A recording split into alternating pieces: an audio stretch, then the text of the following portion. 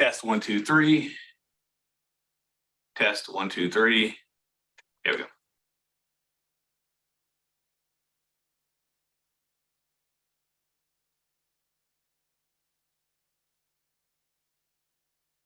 Ready, man? See it? Okay.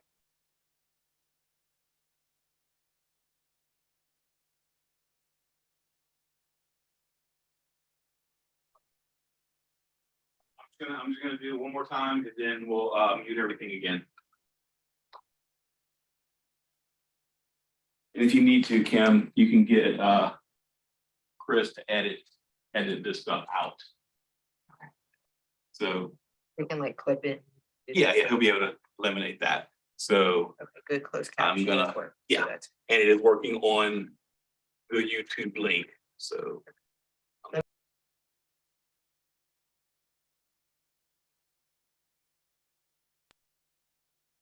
test 1, 2, 3. Test. Okay. That's probably about the bottom.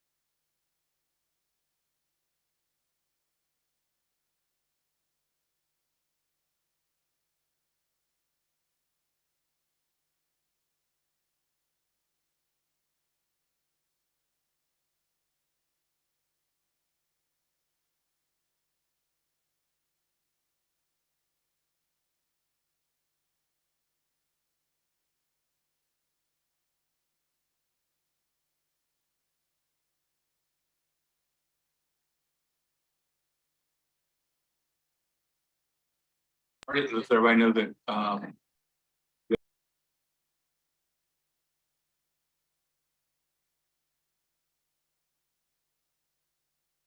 Careful with the speakers. The micros, mic's right up there. Should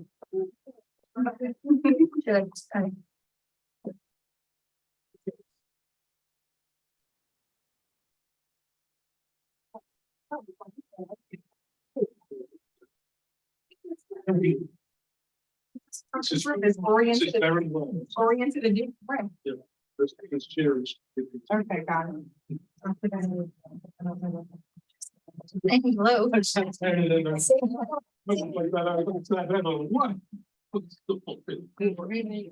Same thing happened then.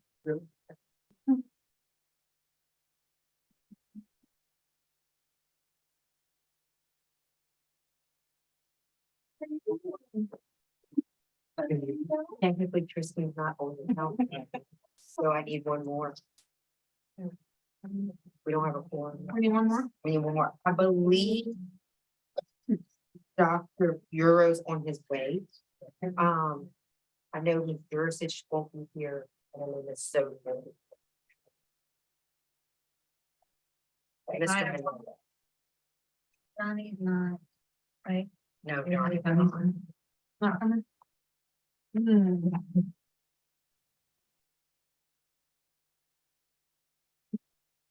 Maybe they went downstairs first. Because he did have to check in downstairs, so it could be there downstairs.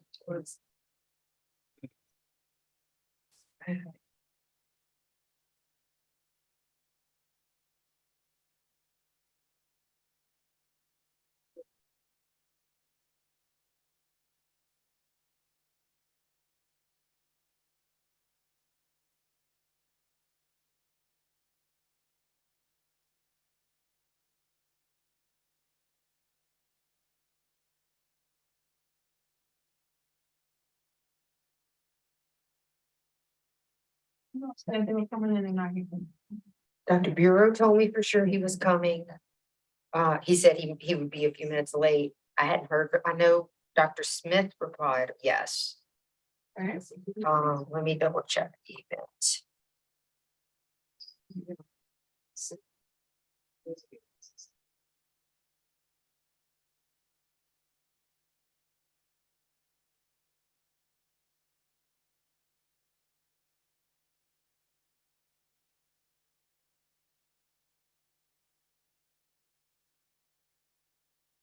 Did not hear anything from President Shields' office. Okay. I did hear from Dr. Smith, he accepted. There he is. Now we have 8. Yes. The quorum is here. But you know, I jumped about the plane. It's Thank you, Belly. Doing all right? Oh, do it, how about that? We're ready to begin.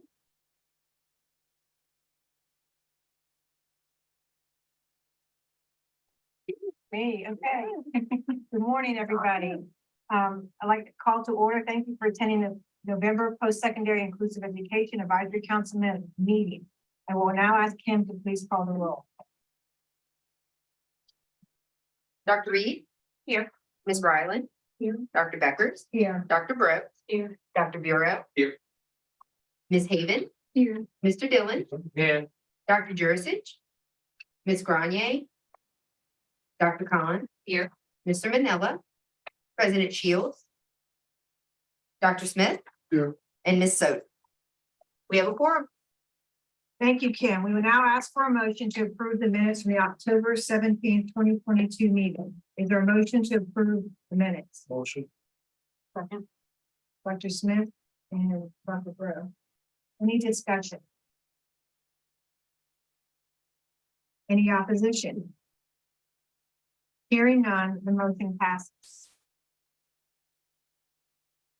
Thank you. Always been. Exactly, always been one of it's one. The first item of today's agenda is the update on the data collected from the 2 surveys sent out to the campuses to gain insight into the interest in creating an inclusive program as well as current programs in the state. There were additional responses to the survey since our last meeting, which are included in the copies of the results that were sent to you prior to the meeting and are also included in your meeting packets. North Shore Technical and Community College applied to the current program survey, and River Parishes Community College and McNeese State University applied to the program interest survey. Is that, I think Tony's been in the, okay, so, but you have it in your packet. Right, here we go. Okay. Great. There we go. So this is the data that we also have in our packets. The McNeese timeline is 2023, startup funds, private donation commitment. And then River Parishes 2024 timeline, no startup funds. And then additional responses from North Shore Technical Community College, and they provided that information, which is a little bit of interest because we at Salvation had an MOU with them. We're not quite sure if this is something they're doing differently or part of the MOU we have with them. So They always do a little bit different. We do on the workforce side. okay, Just so like if you're doing- It was a little bit different than normal programs and scope, but he is committed to trying to see how this fits in. okay, is Dr. Daniel Well, Robert, he serves on our advisory board, so great, we'll have more. Great. So any comments, questions, interest? I would just say I really appreciate the level of interest that we see across the state. Exciting. I'm glad that we took the time to survey the campuses to hear from them. Because I think it's yielded a lot of good information for us that's actionable as we move this council work forward. And I think it also gives us a communication as far as reach out to those campuses of contact person. So I think that's Yeah, well, I presume it's still here. I mean, when we get the RFA Act, will be open to everyone still, so that they go on students again. we never heard from. That's right. I know it when it came back, the second survey to our provost, she emailed me and said, I thought you turned this in. And I said, I did. So that might be a confusion. I mean, I don't know, but We didn't get any duplicates except that one at the beginning.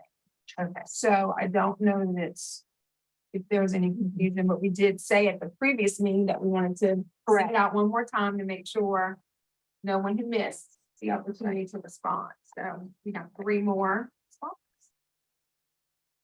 And I didn't know, thank you, Willie, for reaching out to North Shore. I didn't know they were doing a workforce intensive program. So we'll be interested to know more. yes. For the next item on the agenda, we will now consider as a council how the funds for the post-secondary inclusive education fund will be allocated, as well as a timeline for allocation. At our October meeting, it was discussed that LaPi would receive $100,000 for new programs at a maximum of $80,000 and existing programs a maximum of $50,000. Also, at our last meeting, it was discussed the application deadline would be January 15th, 2022. However, that is a Sunday and January 16th is Martin Luther King Day. So the application deadline needed to be adjusted to January 17th, 2022. Now, any discussion? 23. I know it said 22, but it's 23. So I think this is in line with what we discussed. I think we had an affirmation in the room, but we didn't have an official vote. So I wanted to make sure that the council was on record regarding the funding allocation. So that's what you see on the slide. And also in your PowerPoint, slide 6, page 3. So do we support this or are there comments about this? I'll make a motion to accept the allocation for funding. Second. So the next item is the allocation of time, the timeline. Okay, we're gonna do it together. There it is up there, and you have it in your on page 4 at the top, slide 7.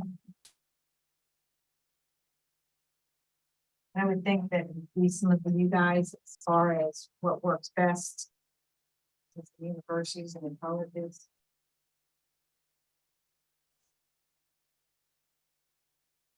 Question on-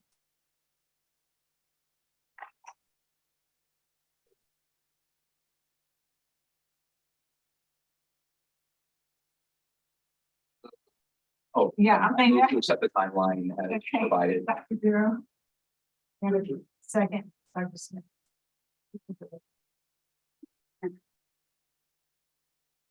Okay, so if there's no discussion, any opposition? Motion passes. So now we come to the fun part. The next, we will review and approve the draft application documents that were sent to you prior to the meeting and are also included in your meeting packets. Dr. Delaney, Finley, please walk us through the draft documents. Thank you so much. So I guess let's begin with the application for enhanced projects. Just kind of work our way through the way that the application is structured, and please, if there are edits that we need to make, please let us know.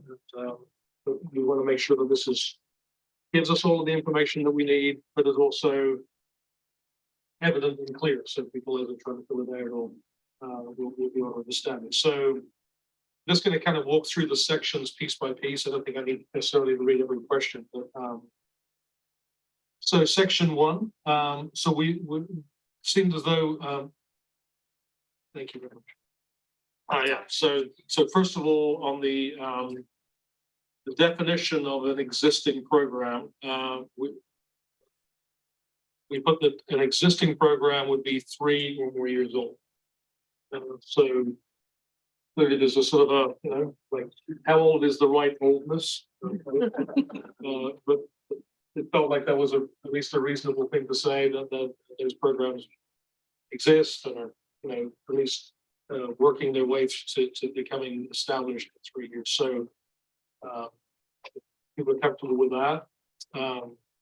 Then the next piece, we know that it's critical to have this CTP status. So rather than burying that in a document, we want to make sure that existed right up front. So an institution is asked to tell us, you have this already, has it been submitted, or are you committing to submit it? I think all of the programs that exist that are 3 years old already have it, and we know the case, but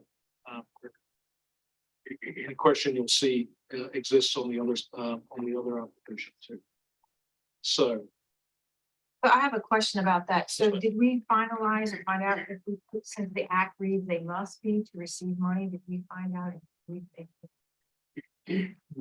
did, and that so the act says that to receive money, they must be in the process of building such a program, and so We're good. the commitment really is fine. Okay. So now to the kind of the details of this. So name, numbers of students who are in the existing program projected to enroll, projected to enroll the year after next. So some idea of the capacity of the program, some details about where it is that the current program exists administratively on the campus. And then I guess in many ways, number 4 is the sort of the meat of this, provide a general summary of the proposed use and outcomes of the grant. So what is the intent? What would you pause there? There are other information that you think might be in some program descriptions. You talked about the programs having a restricted account, which these funds would go into. Yeah, and we can certainly do that as part of the contract, when a contract is signed. Because I think that's important to process, because all of the campuses have the ability, right, willing to carry more funds. So that's not gonna be unusual. Yeah. There was just someone that reached out to me in the community and asked that be considered, that the money is going into a restricted account so that it is all going to the program and can be rolled over. So Janine, you out of this phone, speak to that. I've noted, unless I'm misunderstood, I think it's pretty common practice, and it probably will be more of an internal thing, if you're receiving the funds, then. It wouldn't hurt to put it in there. I don't disagree. And, just for Jim, if you want to say restricted, but normally our finance officer will automatically put that line item in and the funding continue to travel concurrently as long as there's money in there. Only concern I have when you place restrictions and you out of money, do we now, ourselves or we try to add the money to that line item or whatever? So I think you just need to be flexible with it, that it should be intended for the purpose of Right. CTP program. So we could put it in the guidelines, in the guidelines document. But I would think from Janine and Dr. Smith's comments, when a campus receives grant funding for a specific purpose, that is standard for them to use it for that purpose only. Well, you can certainly add a sentence in the guidelines that says acceptance of this means you will use this specifically for the sole purpose of this purpose.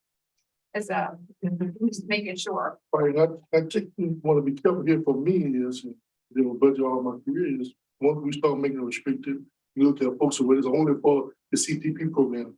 However, this is not enough dollars that we know the public program as such. I want to make sure that the institution continue to embrace it and support And it add money to it. long term or whatever, right? Right. And that money Got it. That's Okay, I think there's a match, but we'll get to that part, right? Okay, That's right. So we'll add that to the guidelines. guidelines, yep. All right, so now that we have the general idea about where this is housed and the general summary, so now asking about what it is the changes that are being made. So summary of the program changes, describe any changes planned for the program and provide the rationale for making those changes. Describe the outcomes experienced by these students during the current program and what proportion of the students made satisfactory academic progress. So this gives us some idea of the ongoing data. So it's about employment and summary of evaluations. Then in section 4 talks about how it is that the campus goes about recruiting students and judging their eligibility for the program. Again, talking about the just kind of the current situation. Describe assessments that the campus tends to use to assess skills and interests of the students. Identify their program of study and their advising structure. What are the performance indicators? So first of all, what are the performance indicators that are part of the satisfactory academic progress structure? And there's information about that in the guidelines too, specify exactly those satisfactory academic performance indicators that are acceptable for CTP status. And then again, what are the ongoing performance indicators the program uses to measure its success? And then who it is that will actually be responsible for doing that. So that's your pause there.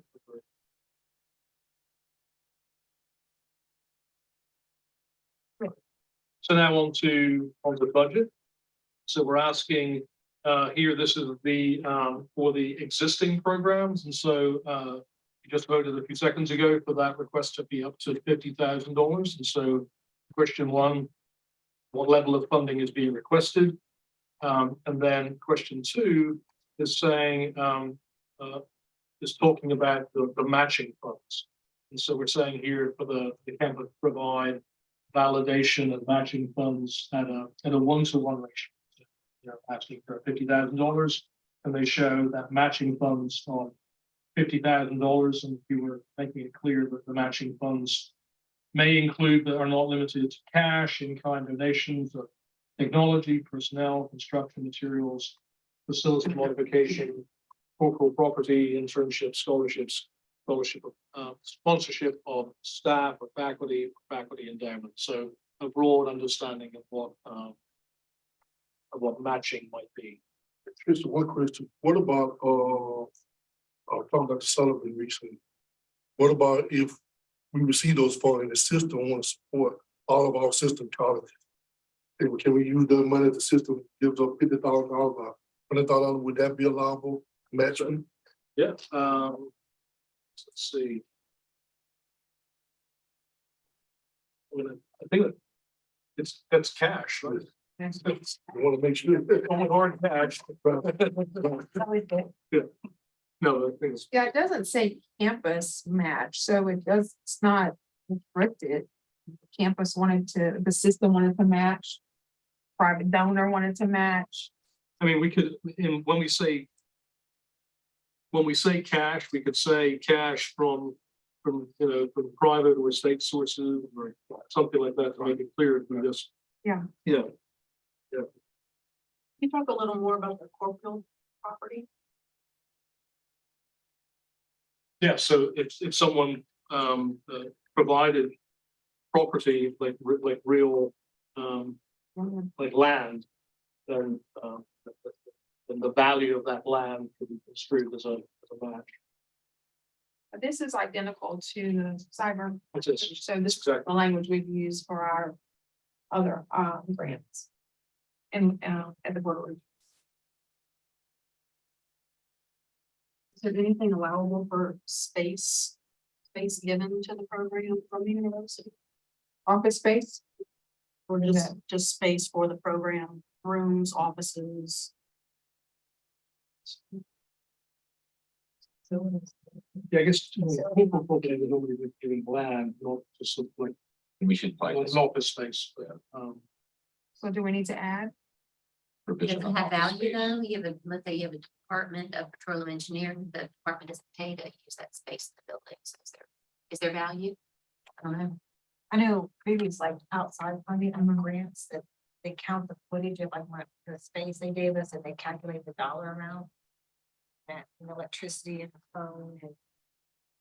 We are utilizing space, a large. Well, that was Large not living space. nothing to spend external kind of funding. That's how the university calculated their match on that piece. I don't know what that's called. The office, the phone, electricity, they give you a prorated kind of.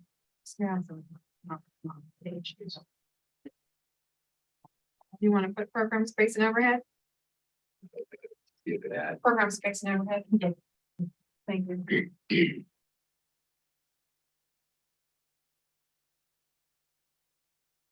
All right. And that language would be the same on that. That's right. Exactly. Yeah. As we go through, much of it is exactly. Right.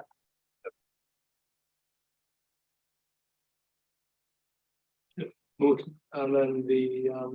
And then providing a detailed budget. So we're asking for detail on each line item, an explanation of the value of each planned expenditure and the description of how it is that you're using the funds or the matching funds. So really trying to look through exactly how are you planning to accomplish the work you're trying to do, and asking that you accompany that with a budget narrative. So we have a line item budget, but also an explanation as to how it is the money.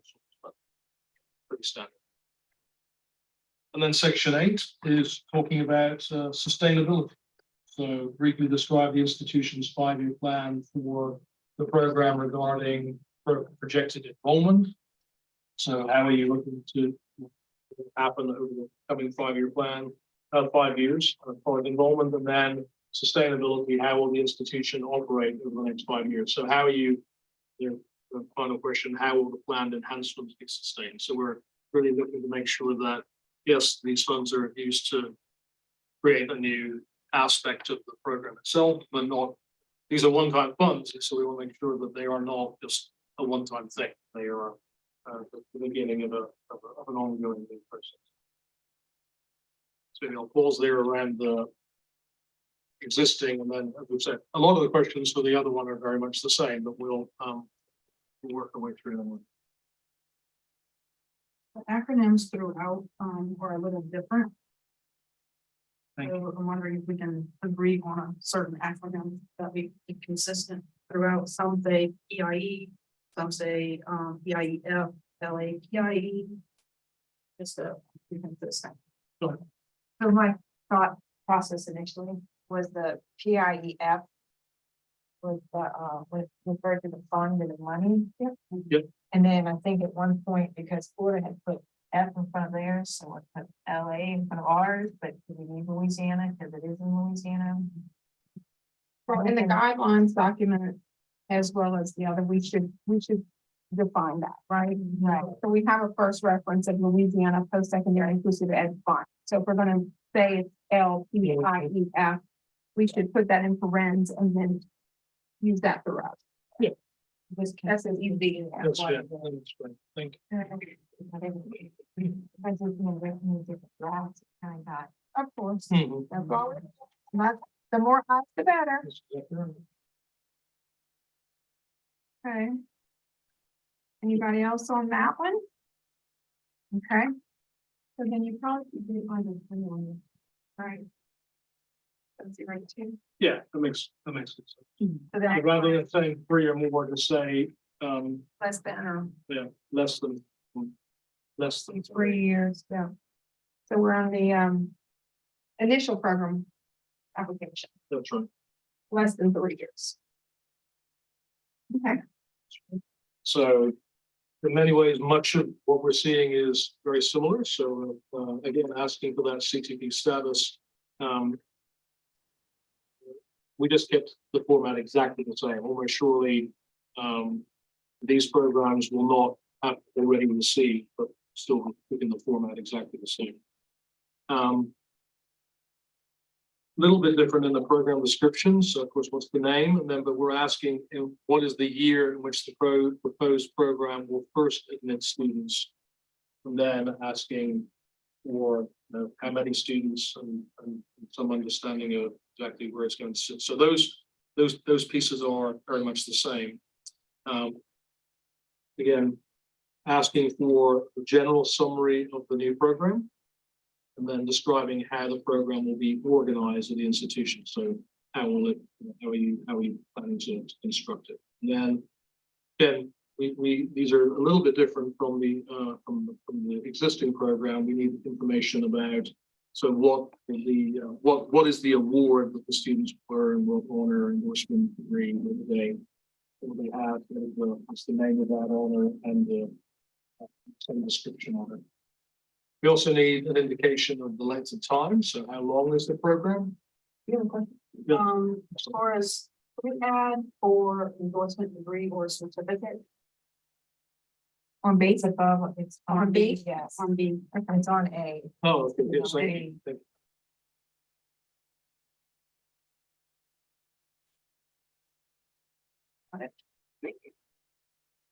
you. So length of time. So how long is this program? Is there more than one level? So then do the students have the ability to earn industry-based certification and some understanding of that?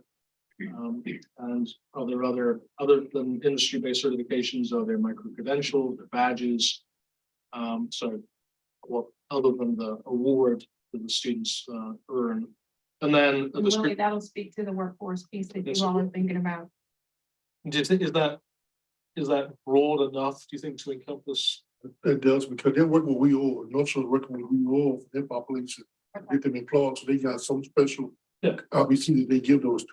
Okay. Right. IBC, okay, Okay, that's which is industry recognized, so. That's Okay, good. And then a description of how it is that the students are participating in activities with non-students. So credit courses, auditing, involved in non-credit bearing non-degree courses, or internships. So what is their, how are those students involved in the classroom instruction? Do you want to add anything about the out of classroom, the student services, student life aspects? I'm thinking of Caroline's presentation, how engaged her students are in co-curricular Yeah, that's a experiences. great point. Yeah. Yeah, so maybe we say Student life activities or student life organizations. campus involved. yeah, that's pretty good. Yeah. The TTP requires 50% documentation of inclusive practices, Mhm. so all Yeah. those pieces fit into that. No, exactly. Okay. So adding student life and co-curricular activities. Yeah. As a important. Okay. That's great, great. Right, and then. Section 3 is about admission, is really very similar to what we've seen before, how are the students recruited, their eligibility verified, and what are the criteria for admission. The assessments, advising structures, very similar, and then employment opportunities, that is, I think, Bishop described the program plan for partnerships with business, employment opportunities while they're in the program, and the employment opportunities once they've completed the program. So those are additions from what we've seen before. It's important because Mitch always tells us about his job or his new job or what he's doing. So important. So it's so important, right, Mitch? Mitch is tired today. Section 6 is just a second.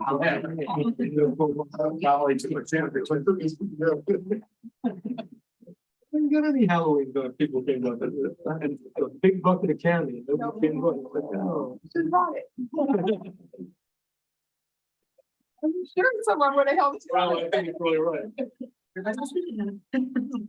So the section 6 is just the same, performance indicators, satisfactory academic progress, that's all the same. The match language, we, of course, the number is different. It's 80,000 for this program, but we will copy all the comments from what we just had a second ago and what comprises it. And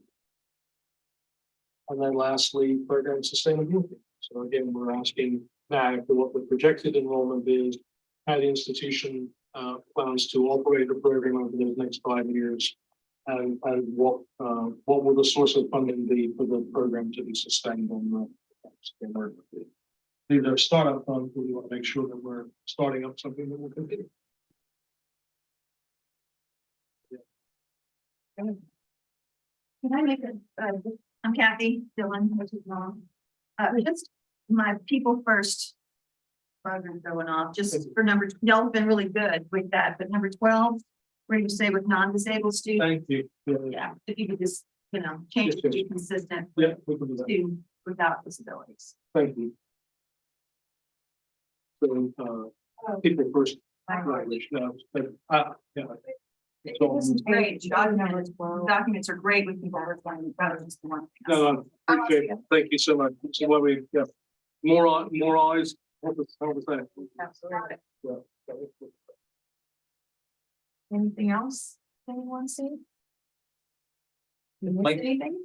Can't lead into section 5, but is there, I'm the kind of person that believes, and when I've written and reviewed grants before, maybe not less is more, but succinct and clear is very important. And are we going to talk about how we're going to mitigate the risk of writing styles kind of overly influencing our review? Because age limitations, you might get people who are clear and concise versus just trying to throw everything in there. And that's always a danger with evaluation within their proposed So evaluation. describe in 5,000 words. Yeah, maybe like, Whatever. maximum of 3 pages for each section, or like, something in order to, yes. Got it. No, it's good. Quality, not quantity. I think you can do both in some cases, but some people just, try to put as much in there as possible and you get lost in the writing, and a good rubric will help us with that as well. But Oh, that's right. That's a good point. Yes. Yeah, we can. Good point.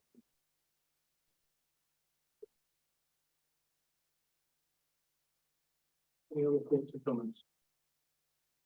I have a thought or two, maybe, going back to CPP, what if we give this money to an institution and they don't put the CPP? What happens? So the law requires the system to certify that they will pursue it. I mean, I don't know what your thoughts are beyond that. system has to certify that they will pursue it. Yes, but then it comes out of the discretion. Because we don't have any authorization over that body to certify it. I'm not sure that's a great question. That money then be allocated to the others. So it's two things. It's, you They know, could pursue it and not receive it, mhm, or they could not pursue it. So the system could Fair, ensure that they Correct. pursue it. correct. The system cannot ensure that they receive it. And so So if you don't, like, if we submitted ours, and it's a lot more streamlined now, that you get feedback on what components you need to improve. So it is a kind of like a tennis match. It is go back. Not Like not, okay, great. I'm not familiar with it. Timeline. And they give you a very short turnaround, but they'll tell you exactly, that we need more detail on this, and this. If you have 2 weeks to do it, you get it back. I mean, I'm comfortable unless Janine says otherwise that a system certification means the system will make sure. Yeah, I'm all for campus to ensure that they're moving on. Good. It sounds like with the process itself, they are very helpful in improving. Yeah. With the- Right. Right, and they're far more advanced now than they were, so maybe since. No, no, okay. Can you say something to guidelines about systems on page? So then, my second question of the same thing probably needs to be in the guidelines. I initially had provided all the model standards for programs that align with CTP. So these institutions who don't have any experience with this would be in their best interest to align to those model standards. It would guide them, because basically it would go hand in hand with getting that CTP. Mhm. I don't know if we could put a link, I've provided them to the council, but I think with the first meeting we had. Application standards, the model ones that by 2025, it's projected they will be in place for accreditation. For those of us who are currently CTPs, we're not sure how they impact us, but those new programs are gonna have to be aligned. You want to do it as you develop your program. Yeah. Okay. It's So link to the model word for CTP word to what they have to standards. submit for CTP. Yeah, I that's like fine. that. Thank you. I mean, it's a long, like a 20-page document, but it's. Link it. Yeah. So link the model CTP standards. in the Standards and guidelines. outcomes, like, as I mentioned the statement. In the guidelines. Have to how are you selecting students, a lot of the language in the applications came from there. Yeah. And then maybe put some kind of statement saying this aligns with CTP and this will help with the development of these programs, which will end with CTP. Okay. Right. Absolutely. Anybody else?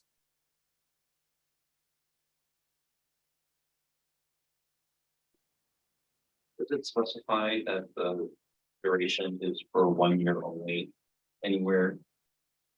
So at the very end, it says that the termination date is February 28th of 2025. So we had a conversation in the last meeting to allow people basically an 18-month window to allow. But it's a one-time allocation, correct? Yes, it's a Okay. one-time allocation. Okay. So that kind of allows, it's a one-time allocation, but we, for a new program especially, we wanted to make sure that there's a window where we can get all the pieces. So is this for new programs only? I think that the way that we had talked about it last time, we wanted to give that window both for new and for existing to make the changes that they want to do. I see. Of course, we can modify it as the policy states. Our thinking about using that sort of February date is just sort of it allows somebody to, if it's a new program, they could open their doors in January of 2025. So they have to, so it kind of creates one little bit more flexibility. And the fund money rolls over, and I know That's right. BB councils already was fired up to start advocating for more funding, so. We'll be advocating for more this coming legislative session, the $3 million, so that's exciting. And I think that we could use the data from the surveys to show the needs, Oh, I think so. and that was part of the. How many programs are already, our school are already interested in starting? Correct. So now I'll ask for a motion to approve the draft application documents with the edits. Seconded. Any discussion? Any opposition? Hearing none, the motion passes with the edits we discussed. So now let's discuss our application review team. You will see recommended reviewers for your consideration on the PowerPoint slide. We are recommending that Dr. Finley, oh my gosh, I'll get it right. Chair this review team and finalize the scoring rubric to ensure a consistent review process. Any comments?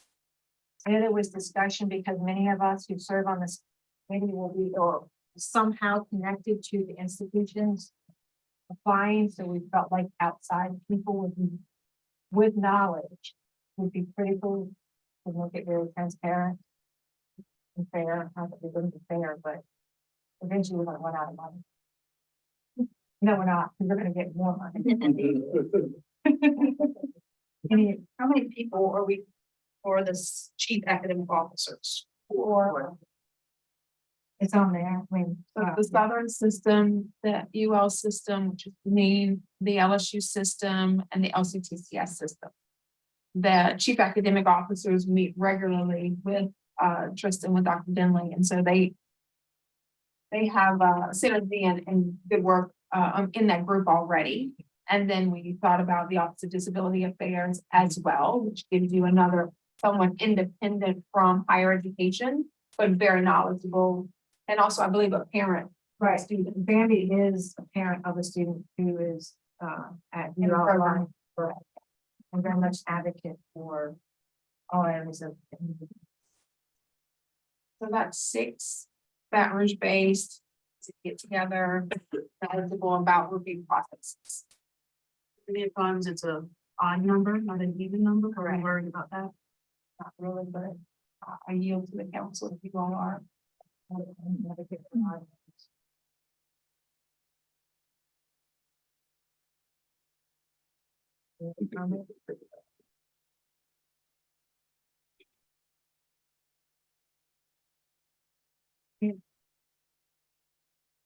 you have somebody from maybe the DVC or another parent advocate.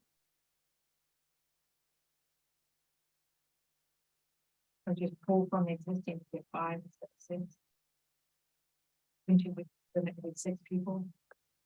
But I do think that, I mean, the way that these things normally unfold is we're gonna create a rubric. And then, So we're okay and then with we'll 6. score it and those things normally settle out. I doubt that it'd be. I don't think we're gonna come down to a situation where.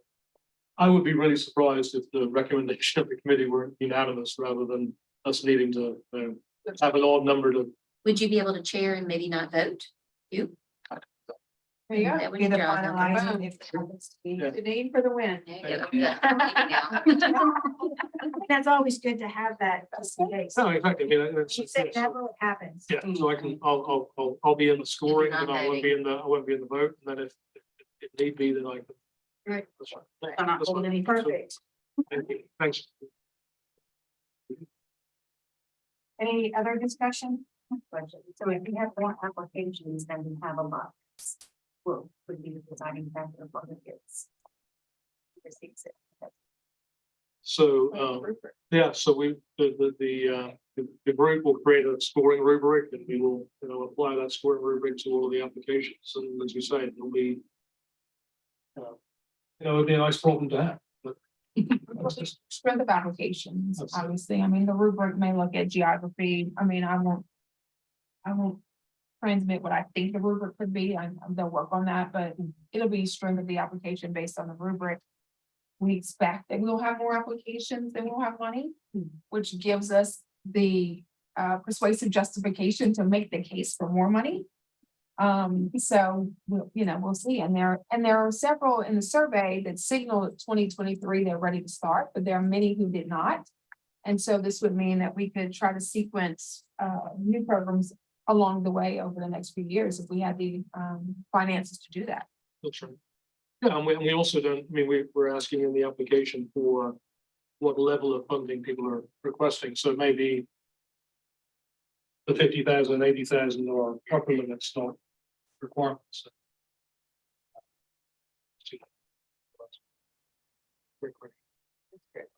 I'd also like the reviewers to have the standard models, Yes, because if you look at it, it gives the standards, but then it gives reviewers. It's like for the reviewers, guidelines for the reviewers, so they'll see what standard one, the mission statement should include. So if the agencies have it and the reviewers have it, then hopefully it'll be very aligned with and towards CTP. Was the Florida rubric forwarded to the committee members? The Florida rubric? It doesn't align with us, because they have a different. They have a different focus than what. So, Would you like to see it? have it. You can definitely send it. Cool. Happy to do that. we tried to take the elements of the Florida rubric that applied to us, and then we combined it with methodologies of those with exactly in the application, but with other processes that we've used here at the board. Successful. Trying to get a best of breed. So again, I hate to know Mary and we about the alignment with the CTP, but I think it's critical in this thing. Because that's when our students benefit the most, when we have that. Because the rigor is there, the accountability is there, and the language is there. Because I mean, if you look at the Higher Ed Act of 2008, it clearly defines what an individual is who has intellectual disability. So if these programs develop the programs not knowing, then they include students who are really not eligible.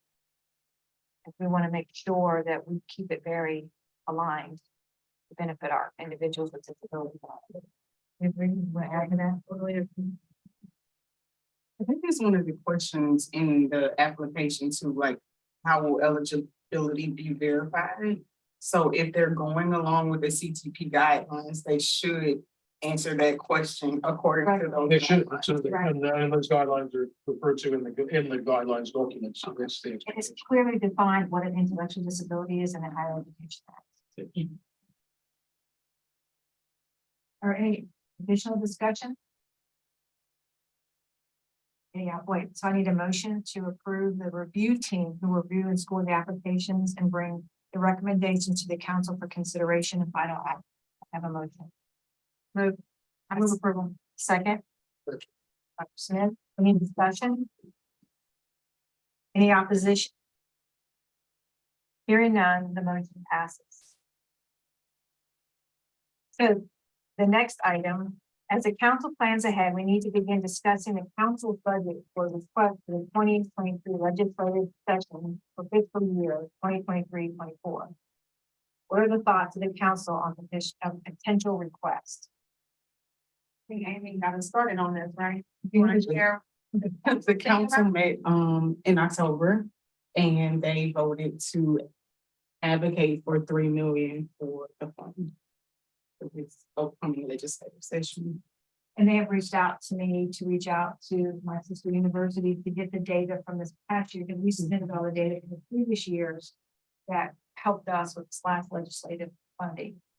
So we'll get our data together and submit it on you guys. Yeah, and the information that you guys collected for the universities or technical colleges, community colleges that are interested in starting the program would be helpful to You have legislators that, like this. Right. And where they sit in as far as. Is the verbiage gonna be exactly the same, or is there gonna be some changes to that? As far as, because I'm thinking, we're getting people started, we're doing changes to our programs, and then there's questions about sustainability. So sustainability is a lot easier if there are additional funds coming in for that. And then we're gonna get to a point where we're gonna have a large number of programs. And so we'll get to a point where we're covered throughout the state. So if the communication can be somewhat to a movement to having programs keep doing what they're doing, still to get better, but to be able to help to sustain. Yeah, and we were working on fact sheets right now that we present to the legislators during our legislative visits. We can, whenever we are done with the draft, we can share it with the council. I'm sure Amy will be willing to do that, and you guys can provide feedback, and we can change it up to the verbiage or language to make sure that we include that type of information. I think it's gonna be critical. That'd be great. So tell me your name, I'm sorry, you're a proxy. I'm Ebony Haven. Ebony, I'm sorry, I called you Ebony. I just said Ebony, thank you, Ebony. That's great. So the DD Council will bring forward a $3 million request for this. The DD Council, remind me, did you all spearhead this first request? Yes, we Through the did. alliance. Yes, through the alliance. They helped me write the initial proposal. That's great. That Senator Boudreaux adopted. Yeah. So I I'm guess. quite the champion in Senator Boudreaux. Yes, he's great. So is there anything else we need to discuss in terms of the legislative session? Sounds like the council has moved that forward, or will move that request forward. Is there anything else? We're redoing the eyes, redoing their video, their promotional video, so we can have that out soon. And I'm 95% sure the governor has agreed to the interview.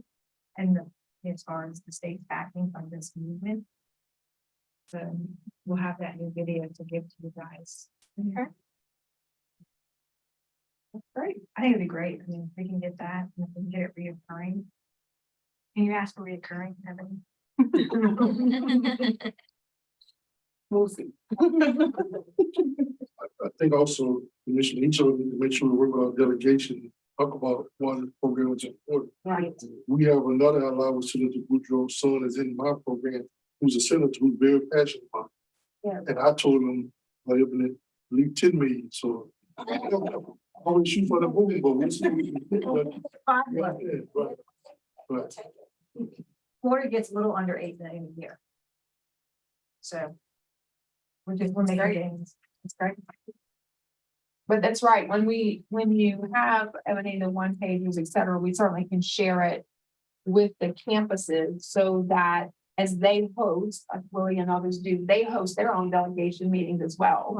So we can reinforce each other's messages about the importance of the request. And the video, you can have it still in the video, fine, I'll help to get the picture across the stage. Right. Okay, so part of the responsibilities of the council, as outlined in Act 682, is to present an annual report to the legislative committee each year on February 1st. This, of course, prior to awarding the grants funding to be selected to the selected public institutions. Dr. Bentley, I'm going to learn it. Can you discuss the suggested process for our consideration? I'd be happy to. So, as you say, the annual report is due on February 1st, and so in many ways we can work our way back from there. So our board meets in January, and so we would be looking to take the report to our board so that they are able to see that and to affirm that it can be sent over on February 1st. So consequently, and again, working back for us, my office can certainly be responsible for creating the draft of that report, and then happily in the legislation, it is very clear as to what it is that is expected to be in this report. So we will certainly follow the requirements that we have. Of course, we have I think a tremendous message to share for the work that this body has done, the creation of the submission process. By the time that the report is due to be submitted, we will not have completed the awards, but we certainly will be in possession of all of the applications. And so we will be able to put that into the report and say, these are the applications we received. This is the review process that is underway.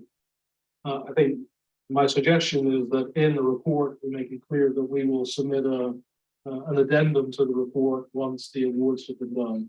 That way, when the session begins, when the session begins, we will know exactly who the awardees were and what that completes. April 10th? That's. Session. Yeah. Yeah. So we'll do an addendum. Yeah. So that they have a complete report with the number of applicants and the number of awardees, location. Including once we have a good and clean draft, then we can circulate that across this body and, was happy to make any changes that people think need to be done. Any questions on this? I have one reminder to share with the council. Prior to the release of the application for grant funding, we will host our higher education informational webinar on November 14th, 2022 at 10 a.m. You all should have received an email with a link to the webinar, so please feel free to share that link with anyone who may have an interest in listening in and learning more about inclusive program. Webinar link will be added to the Board of Regents website. Again, this is an informational webinar for all public post-secondary campuses that may be interested in learning more about these important programs and considering submitting an application for funding. And I have confirmed all the participants, so we're going to have representation across the current programs and the community colleges, and how we felt like we would kind of give an overview of what CTP is, what the model standards are, and then at the applications. And then we're going to develop just kind of general questions that will each answer as it related to us starting our programs. And then I think we said a Q&A, but would be recorded and limited in case we didn't answer all the questions. Does that sound good? An hour is not a lot of time, especially with people in higher education who tend to know how to talk. Going to cover 3-hour courses and then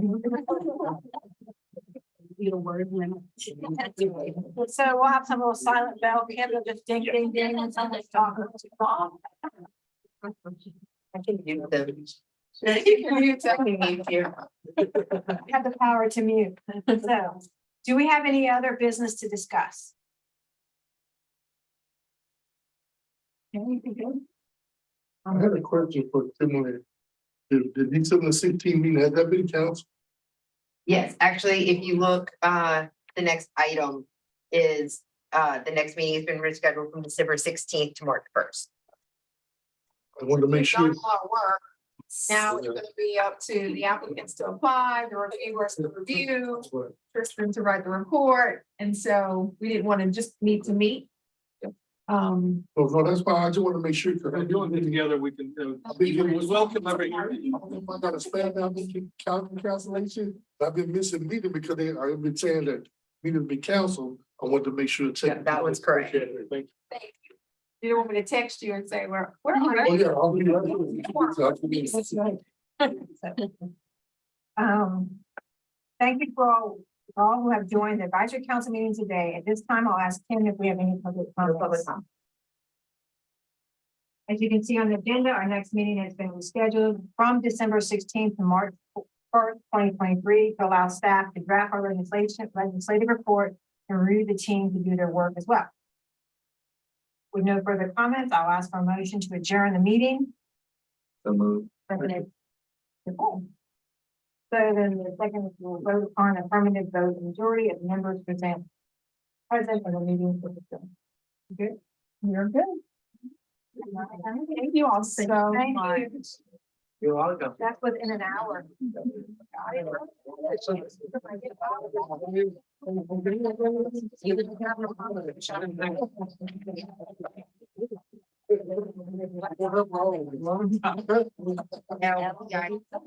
do what we were doing.